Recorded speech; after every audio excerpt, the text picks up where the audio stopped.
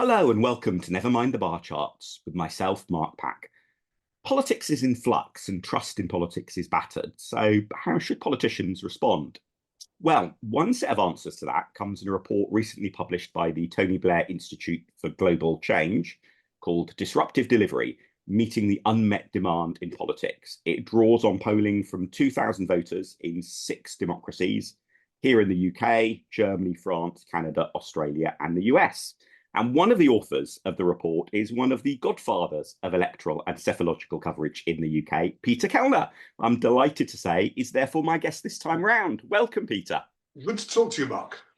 As we record this, I'm sat with on my shelves next to me all of my old newspaper cuttings of opinion polls and by-election roundups. So I think your name appears as a byline, multiple old newspaper cuttings on my shelves. But we're here to talk about the current and future state of politics. And the report that I mentioned that you're sort of one of the co-authors of sets out both a problem and a proposed solution. And let's start with that problem. What's basically wrong with politics, at least across the 6 countries that you've looked at? Let's take a broad brush view, Mark, and then we can sort of narrow it down and focus down in a moment. In terms of, I think there are, the last 30, 40 years, there are 2 big stories which have affected all the big advanced industrial democracies. The first, which you can date back to the 70s, 80s, around there, is the utter change in the way economies function. The decline of the big factories, the industrial trade unions, manufacturing, coal, steelworks, shipyards, and so on, which, apart from utterly changing our economies, has changed politics. Because, again, broad brush, 20th century democratic politics between centre-left and centre-right was essentially, if you're an manual worker, belonged to a trade union or part of a family where that happens, you tended to be on the centre-left. If you weren't in that group, you tended to be on the centre-right. And Peter Pulitzer, a great political scientist, said in the 60s that voting, he was talking about Britain, but it applies, I think, to most industrial countries, voting is about social class, all else is embellishment. That was true then. It's not true now, because the change in the economy, the decline of trade unions, the changing patterns of work, fewer people working in very large organized workplaces, this has changed politics. Far fewer people are deeply attached in Britain either to Labour or the Conservatives. So that has been the big long-term consequence of economic change. But then the second thing, which is essentially about the last 16, 17 years, is what has happened economically since the global financial crash of 2008. And since then, broadly speaking, productivity has stopped rising. People have either got a little bit better, but not as rapidly as they were, or they've got less well. And there's certainly a big sense across all the 6 countries we polled that people can no longer rely on what they could in the second half of the 20th century, which is that each successive generation will be better off than their parents' generation. That has not been the experience the last 15 years, and it's not what people think will happen in the next 15, 20, 30 years. And this has fed an appetite for populism. The combination of the decline in party loyalties and the economic problems of the last 15 years has created space for new parties, actually on both right and left. It's helped the Greens, for example, in a lot of countries, but it's also helped AfD in Germany, Le Pen in France, Reform in Britain. So those are the 2 big forces that have been at work to where we are now. Yeah, and I think, in some respects, I find that a very compelling diagnosis. But I guess one part that puzzles me is it seems like if you roll the clock back to, say, the 1990s, and there was a book, for example, which I think was of excellent sort of academic rigor, but has aged really badly, called The Challenge of Affluence. Mm. One almost feels slightly sad looking back to a world where people worried about, well, the economy is just doing too well for too long, and what are the problems that brings. But in a way, part of the argument back then was that because of sustained economic success, that politics could move on to being essentially about what we would now call culture war issues. That that it was economic affluence that provided the space to then instead have the falling out over non-economic issues. And now we seem to be saying that, well, it's all of those economic stresses that help explain why there are the culture war type issues. And I can't help feeling that if the opposite set of circumstances lead to the same conclusion, then maybe there is some other factor there, and maybe actually it's not as economic driven as I used to think. But what's your reflection on that? Well, let me make two points. One is, the early to mid 90s, not only were you getting what you just described, you're also getting books written basically saying Labour could never ever win again in Britain. True, And then we true. had the Tony Blair landslide, now we've got the Keir Starmer landslide. So I'm always nervous about making long-term predictions. But come to your point, economics and culture. One of the questions which a lot of people have been asking is populism right? Is it driven by culture and identity, Mm, or is it driven by economics and pessimism and economic disillusion? And, and I don't think they're either or. I think there's an element of both. I mean, I'm not one who says identity and tribal loyalties and tribal divisions don't matter. They do, but they're a part of everyday life. I don't know, Mark, if you're a football fan, but if you go to the Emirates, or for that matter mm, to White Hart Lane, when Arsenal are playing Spurs, now this is prosperous North London. I mean, mm. consider the price of football tickets. Yes. It's not anti-multicultural. Look at the demographics of both Arsenal and Spurs supporters. Nevertheless, there is tribal identity fully and loudly and sometimes obscenely expressed.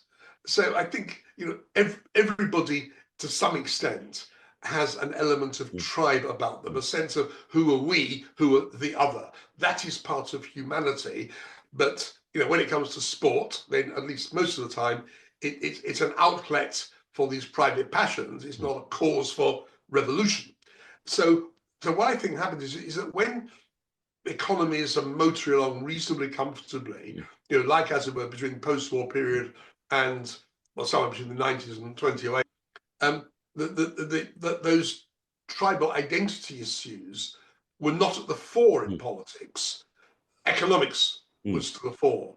But when you get economic hardship and people are searching around for explanations on what is going on, then what is normally a private matter, mm, private except when you go to Arsenal or Spurs, becomes a public matter in terms of politics. So what the populists do, they don't create the politics of identity, they exploit feelings of identity, which when things are going well, don't matter quite so much. mm. Which does imply that the way for a liberal to win the culture war is to get the economy right, in part, that actually the better the economy is doing, the less those issues are going to be part of electoral and democratic politics, even if they are still very much expressed, say, the tribalism of the football fan. That in that sense, I guess at heart, your analysis is quite a economic centric one. Would that be fair to say? And it's half there. I mean, I don't dispute that Mm, is an important part of the solution. But the other half is that, if we look at what has happened over the last 15 years, one of the consequences of economies and prosperity mm, stalling is that politicians are less distrusted. All sorts of things have contributed. In mm, Britain, mm, going back, a dozen or so years ago, the MB's expenses row helped undermine trust in politics. But when they are not delivering in terms of people's own lives, then the mainstream parties, they're not liked, they're not trusted. And if you look at the figures, I mean, the thing that people have been talking about the last few months, rightly, is how many incumbents have been getting defeated mm, across the world in the last year or two. But that is, if you like, a subset of a wider point, which is that the mainstream parties mm, in the great majority of the big democracies have been losing ground to parties further out on the left, further out on the right. You see it in France and Germany, perhaps most spectacularly. Italy with Meloni coming, and indeed Britain's election last year, where the Labour plus Tory vote was below 60% of the total for the first time. I think you have to go back to the early 20s when you had a brief period of three-party in the sense of three parties all with more than 100 seats, battling it out. And so if the mainstream parties are to come back, I think they've got to do two things. One is a better strategy for the economy and for people's own experiences within that economy. It's not just growth numbers, it's people's own lives and experiences. But secondly, they've got to win back trust. And the populist right in particular are exploiting a sense of distrust as well as a sense of economic disappointment. And in terms of that populist right, and I've talked a little bit loosely about sort of populism and culture wars and the like. I think one thing the report does really interestingly is come up with a new sort of insider versus outsider spectrum to look at, as it were, populist versus non-populist. Now, there are quite a few political spectrums on offer if one's wanting to, or quadrants as well, if one's wanting to dig into beyond the conventional left and right. So what was the thinking about why a new spectrum was needed and what the insider-outsider spectrum gives us? Let me tell you what happened, Mark. When this started off, and I think the first chat I had personally with Tony Blair was, I think, straight after the election, so it was about 7 months ago. What's with his people, what we were doing was, the starting one, what is this populist phenomenon? Why is it? What do we do about it? That was the sort of starting point. And initially, I think we were going to try and measure populism, the instance of populism, instance of anti-populism. The problem we came across is that there is no agreed definition of what populism is, because it's meant all sorts of things over the years. Indeed, back in 1967, the London School of Economics organised a seminar chaired by Isaiah Berlin, one of the great philosophers of the 20th century, with the intention of defining populism. And at the end, Isaiah Berlin said, look, we can't do it. It has too many facets, too many people mean too many different things. So when I worked with TBI, Tony Blair Institute, on this report, we fairly early decided we didn't want to get into a rather sterile semantic debate about defining populism. So we thought we would use different words and make clear what we meant by them, so we could get past the question of definition and onto what's really going on and what do we do about it. And we looked at various ways into this. And we decided that what we're really after was people's attitude, fundamental attitude to the democratic process. And we looked at sort of three contrasts between the desire for strong, decisive government versus the desire for a system that was more about discussion, negotiation, and compromise. That was the first. The second was the belief that big decisions are straightforward and what you really need is just common sense, versus the view that big decisions are quite complex and you need to find and use the best evidence for tackling it. And the third division between the sense that the big decisions these days are taken by an unelected elite versus the view that, whether they get it right or wrong, the people in charge are the elected politicians and they do the bulk of what they do in public. And we had them as a 1 to 10 scale across these three divisions.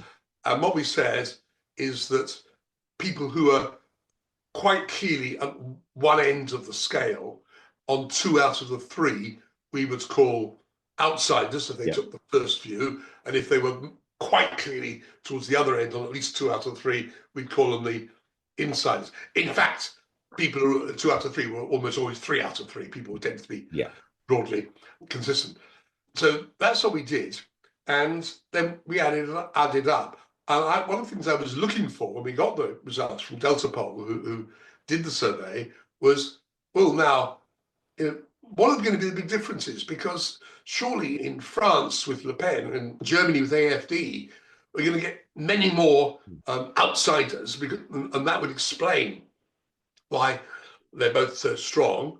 And maybe in Australia, which doesn't have any form of significant populist party, not these days, it would be less. to my surprise, it turned out the proportion of outsiders was around a quarter in all 6 countries, and the proportion of insiders was around a quarter, a bit over, in all 6 countries. And, I've looked at multi-country polls for some years. On something as politically sensitive as I've never known such agreement in the figures between all the countries. And it means half or just under half are somewhere in between. And a lot of them are pretty well in the middle on all these issues. They don't have strong views as to what's going on. So you've got, if you like, a three-humped camel, a hump at the outside end, a hump at the inside end, and then a hump roughly halfway in between. But it says to me there's something about modern society and modern democracies and modern economic experiences which is sort of fundamental. And the fact that it seems to be completely independent of the strength or weakness or the existence or non-existence of populist parties, that surprised me. But does that therefore also mean that it limits its ability to explain what's happening in politics with populism? Because, as you say, I mean, Australia would be a good example of a country that had a possible sort of insurgent UKIP Brexit reform type party many years ago with Pauline Hanson that flamed out.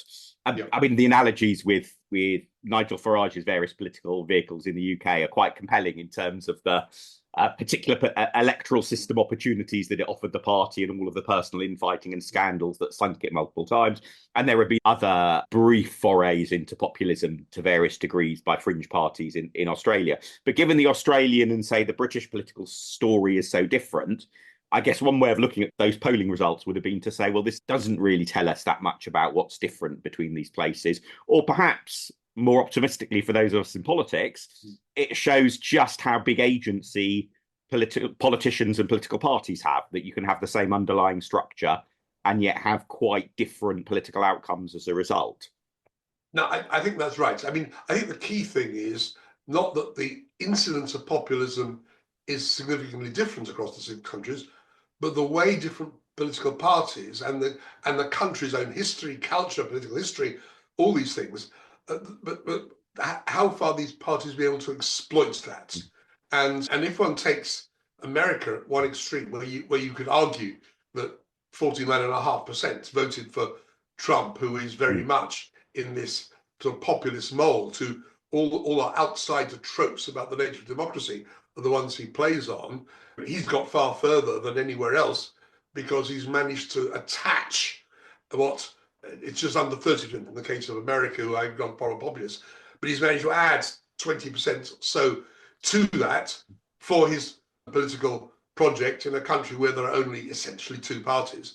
And Le Pen in France, I think interestingly, in the last presidential election, when she got up to 41, I think 42% in the second round, she was again able to add to the underlying populist sentiment against Macron in that particular circumstance. But in last year's parliamentary elections, Le Pen didn't seem to get much beyond the core populist vote. So, what you see is circumstance. And if one looks at Britain, I think what is interesting is that Reform are now pretty well at the populist figure for Britain. It's in the sort of low to mid 20%. So, I mean, it's not as simple as saying he's got all the populists and nobody else. But it strikes me that he will have difficulty getting much above that in a big, essentially, general election. Leave aside in the European contest of the past. And in a big election, in order for Farage and for Reform to make a real breakthrough at Westminster, they will have to add significantly to the core populist view of the country. They may be able to do it, but that is what they have to do. It's not a question of sweeping up more and more populists, because at the moment, at least, they don't exist. Yeah. And I guess any Liberal Democrat listening to that is tempted to draw a conclusion, probably, around the importance of electoral and political systems, because in a way, you could almost put the US and Australia at the two sort of extremes, that the US has, in effect, a first past the post electoral system for the presidency, and mostly for the two houses of Congress, though there is a bit of preferential voting with some electoral reform successes in recent years. But fundamentally, it's what we would call first past the post. And also the US sort of distinctive quirk of primaries and caucuses Yeah. pulls candidate selection to the extremes.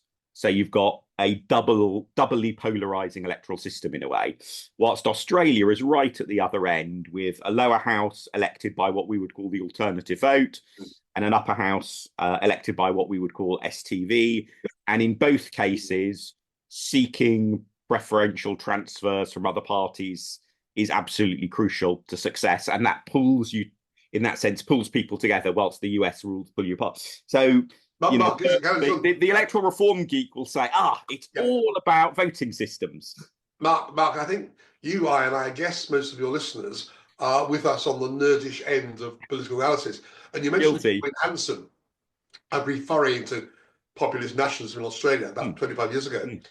And remember, the reason she didn't get elected to the Canberra Parliament was because of the alternative vote. She was ahead on the first count, and the first past the post, she'd have won the Queensland seat. But when the preferences were counted in, she couldn't get beyond that first past the post 30 or 32% or whatever it was. And I can't remember who beat her, but the mainstream voters made sure she, through the alternative vote, she didn't get in. And so perhaps the solution to all of these problems that we've been talking about is electoral reform.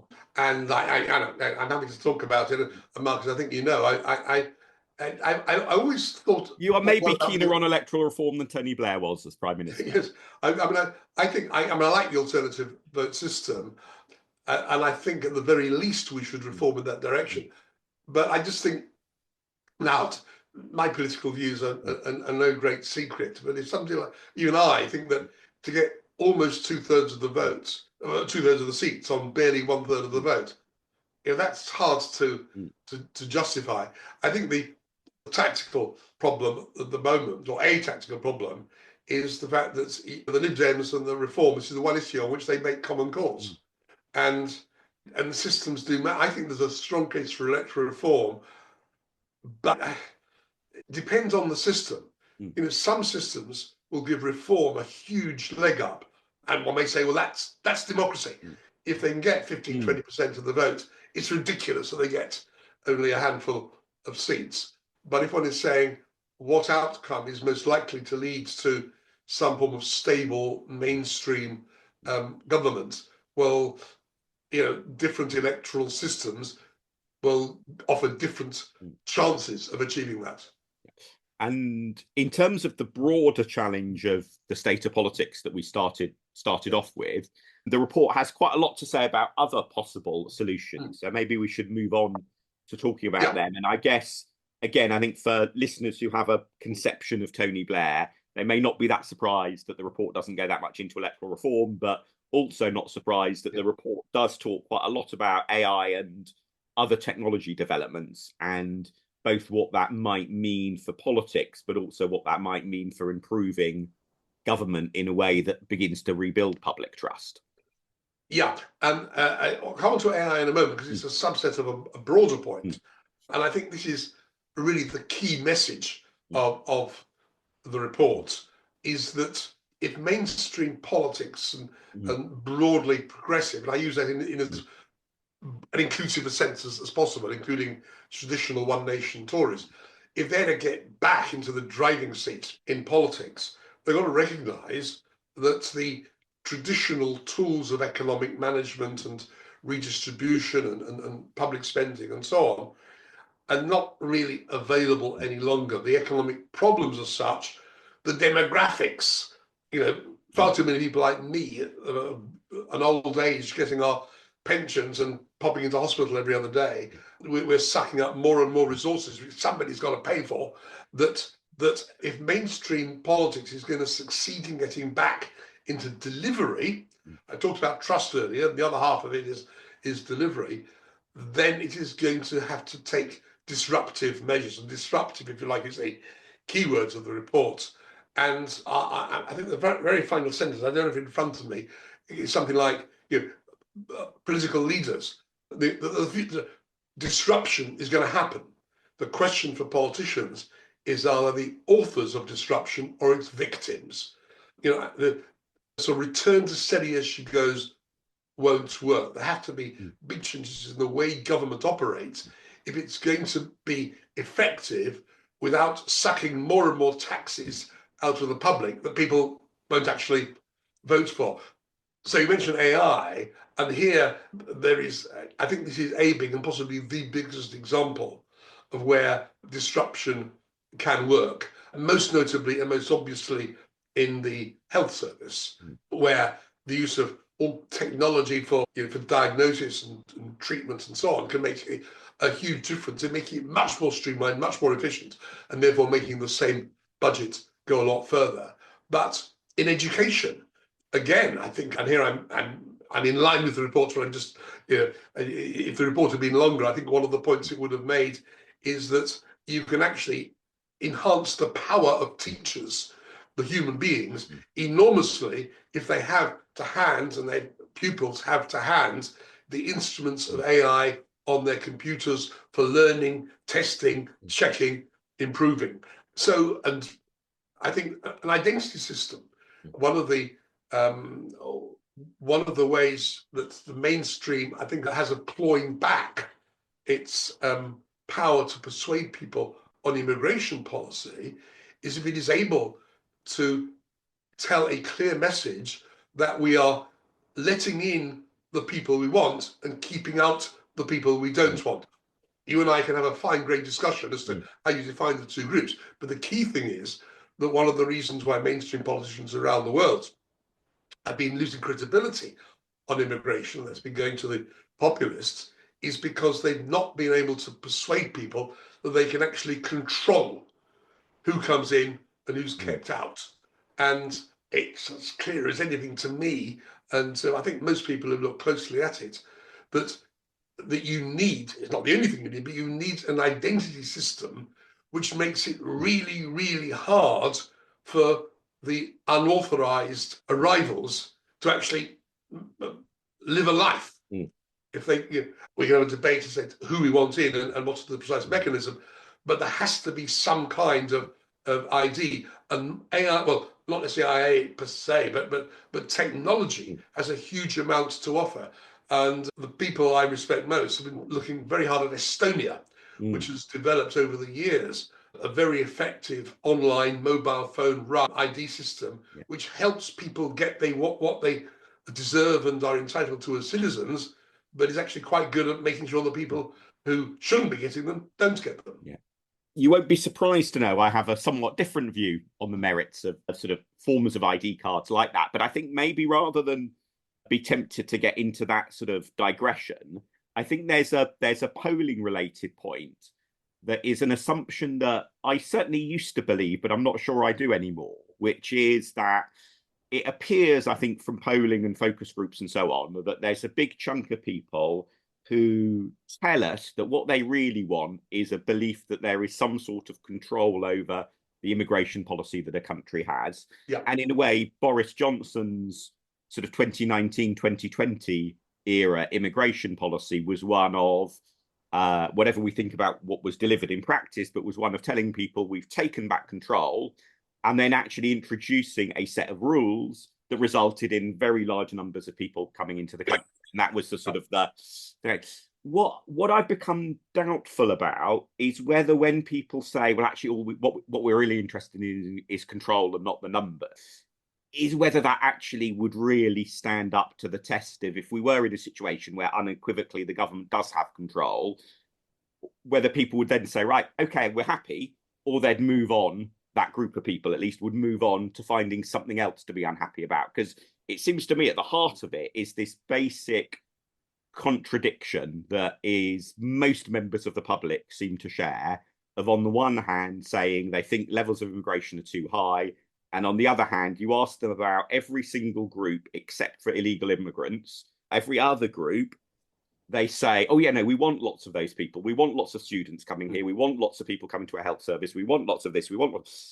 And the number of people coming on small boats is actually so small that saying yes to all of those others and note that is a contradiction. And I just think saying, well, we've got control doesn't resolve that dilemma, and it will just shift what people say they're unhappy about. So even if we have the ID card system of sort of Estonia meets Tony Blair, do you think that would really shift public opinion? Well, on its own, Mm. no, it won't. But let me make a couple of points. Mm. The first is why earlier on in our discussion, I talked about the importance of trust, not Mm. just delivery. Because if people, for all kinds of reasons, think that the people in charge of the country not only have lost control, but are not admitting it, and therefore they can't be trusted as people, you've got no chance. And on immigration, and the polling I've done, going back a dozen years or so, that if you recall, in the years running up to the referendum, it wasn't about boats, because there weren't any boats. It was the belief that Britain was being flooded by Europeans coming to Britain to scrounge off our welfare system.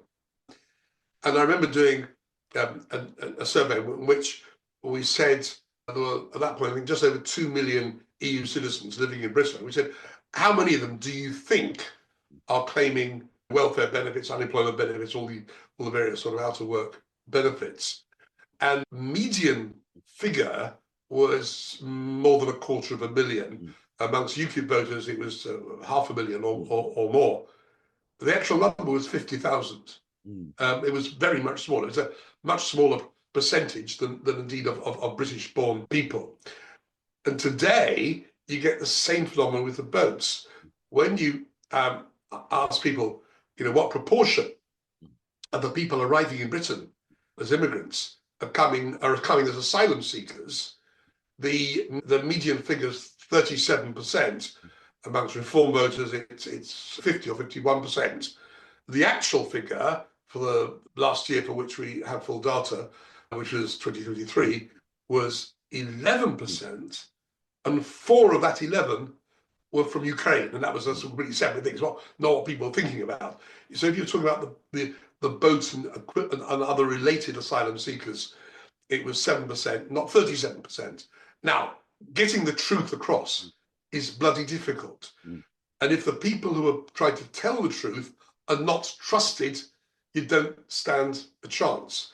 So I would argue that it is not by any means the only thing. But if you can get mainstream politicians who are trusted, and if the system for preventing irregular immigration is properly controlled, and if therefore people can see that the immigrants they see around them in their daily lives, who on the whole they like, because they're individuals that are contributing to our economy as teachers, as doctors, as waiters, whatever, that is the truth about immigration, then you're on the way. You haven't completed the journey. You haven't seen off the populists.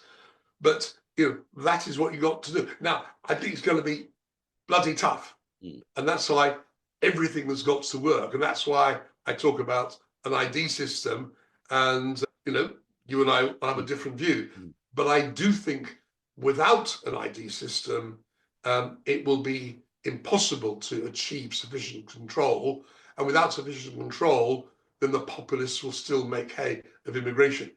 If you do get an effective ID system, that doesn't necessarily mean you then win the immigration argument, because you then also get to win the whole battle of trust.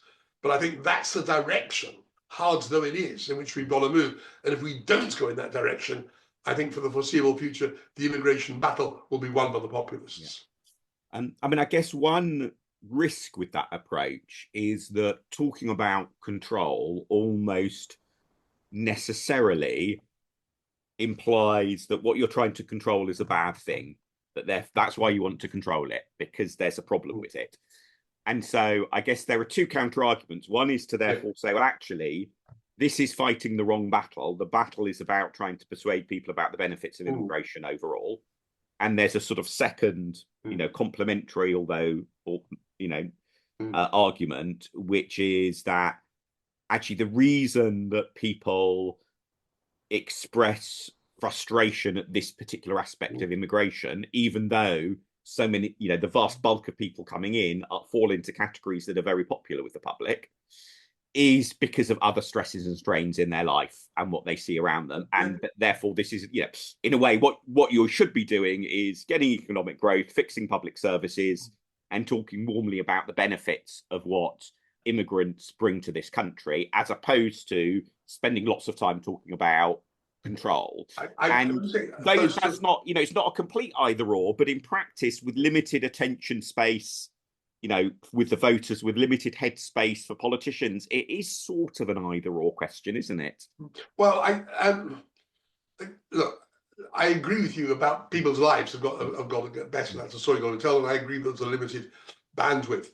But I don't think control in itself. You say that's a bad thing. Well, when we control entries to universities through exams, when we control entry to football grounds because you need a ticket, you need to show your ticket. That control doesn't mean we're not saying it's a bad thing to go to a football stadium or to pass an exam to go to university. I mean, if you prefer the word regular, I don't, but it seems to me in order to, and I'm, if you like, flipping what you're saying, Mark, in order to, and where I am personally am disappointed with what Yvette Cooper has been saying recently, is because she's been talking solely about limiting immigration. She's not talking about welcoming the people we want and need. And I personally, I don't think any politician, any mainstream politician should ever talk about keeping the wrong people out without giving equal weight in each answer on the Today programme, in each speech they make, giving equal weight to welcoming the people we cherish and want and need. And that maybe has answered what was going to be my final question, but let's see whether you wish to give a different answer, which is coming back specifically to sort of the UK and, my own party, the Liberal Democrats, from all of the sort of work that has gone into this report, both the polling with Delta Poll and then the thinking around issues around AI and technology and the like, and how they might help provide a solution. What's the sort of top piece of advice you would cull from this report for Lib Dems? Oh, gosh, I'm going to come to your question. Let me take a little roundabout tour, because I think that the question I put to you or to any Lib Dem is, tell me what success would look like after the next election. In particular, if you had a choice of having 20 more MPs, but there still being a majority government of one sort or another, and therefore they have limited power, or 20 fewer MPs, but you were part of a coalition because Labour fails to get a majority. I mean, it's a forced choice. And ahead of our discussion, Mark, I discovered by a young man called Mark Pack, possibly a relative of yours, did a very, very good, a lovely sort of A3 poster of all the successes the Lib Dems achieved during the coalition years of 2010 to 2015. So would you say 2010 to 2015 counts as a success because of the impact you actually made in all sorts of practical ways on people's lives? Or would you regard it as a failure because it led to the implosion of Lib Dem at the following election? And while you think about the answer, to come back to your question, to give you another direct answer to your question, is if your main objective is the largest possible number of MPs, regardless of what the election, what parliaments and politics look like after the election, then it's very much your traditional way of the MPs working locally, pavement politics, and attacking Labour and the Tories over time in roughly equal amounts, and that sort of politics. If you regard success as being part of a coalition, which I take it would in practice mean Labour and not the Conservatives, then the advice I would be giving would be now, because the first bit of advice, the first option, doesn't require you to read the TBI report. But if you see yourselves in 5 years' time as quite possibly being an important part of Britain's government, then I would like to see, I think it would be a benefit to the Lib Dems and to the country, for you getting involved in the debates about the health service and all the other forms of disruption. how you can make disruption work. And I suppose ideally you would be doing both things. You'd be doing the pavement politics and you'd be doing the big debates. But I think that they're the two halves of my answer relating to the two halves of what success will look like in 5 years' time. It's a modern version of urging us to march towards the sounds of intellectual gunfire. I mean, on your two questions, I think in a way the first one is easier to answer in that simply every hung parliament has either ended somewhere between badly to catastrophically for the Lib Dems, with the one exception of the technical hung parliament towards the tail end of the major years. But it was only a technical hung parliament. It wasn't a hung parliament in a meaningful sense. And therefore, given a straightforward choice, I would definitely bank an election result with more Lib Dem MPs rather than one, which is going to end in somewhere between doom and disaster, most likely. Now, absolutely, a fair challenge is then your second question. You know, what's implicit in that, which is if the point of politics in the end is to change people's lives, you know, it's a bit like, you know, with a charity, the point isn't how much money do you have in the bank at the end of the year, it's what difference have you made to people's lives. I do, though, have the handy let out that, of course, whether or not Parliament is hung is outside of our control, so that's not something we can aim for anyway. But I do think, you know, that, and this is something I sort of, you know, talked about in different pamphlets I've written over the years, is, you know, one of the challenges for the Lib Dems is to work out what is our route to success that doesn't necessarily require a hung parliament, because the chances are a route to success that requires a hung parliament is a route to success that is going to end up, you know, disastrously and with a huge setback. Or we need to find something, we need to be so smart and clever about what we do that we can find a way of breaking that historical track record. And, you know, in a way, we did that with elections in 2014, so perhaps I should be more upbeat about that. But it's a hung parliaments are a horror to be cautious about rather than a promised land, I think, to be rubbing our hands at, you know, at the prospects of. I fear in that last question, we have opened up about 7 hours more of conversation. So rather than get into those now, why don't I encourage people to have a look at the full report? I will include a link to that in the show notes. And I will also, if I can find some information online, include a link to the AI policy working group that Lib Dems have up and running. So we are at least marching towards some of those sounds of intellectual gunfire that you're urging us to, Peter. And I would very much encourage people as well to sign up for Peter's excellent polling newsletter, which you can find at kellnerp.substack.com. Or for an inferior polling newsletter, you can sign up to mine at theweekinpolls.substack.com. Mark, I have to disagree. Yours is not inferior. I every Sunday, if it hasn't come by 6 o'clock, I think, where is it? Where is it? It's absolutely invaluable. Well, I apologise for causing you some panic a couple of weeks ago when I scheduled it for 6 p.m. Monday by mistake and only discovered later on the Sunday evening that it hadn't gone out. But that's very, very kind of you to say, Peter. And I absolutely do encourage people to read Peter's newsletter as well. So thank you very much for listening, everyone. And thank you so much, Peter, for coming on the show. Pleasure, Mark.